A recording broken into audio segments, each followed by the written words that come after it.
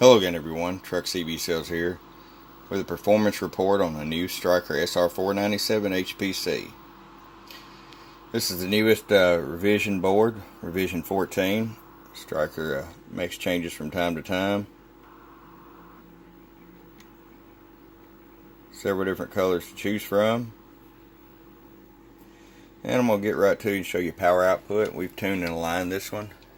5-watt slug. 5 watts carrier all the way down. We set it up that way so if you decide to run this with like a 4-pill or 6-pill, you have full adjustability. 100-watt slug, roll the carrier all the way up, bottom scale. 40 watts of carrier. I'm going to show you average power swing. Hello, about 66 bird average. Peak power. Hello, 100 watts in the corner.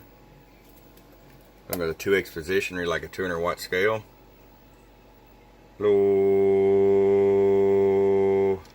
just shy of 120 peak.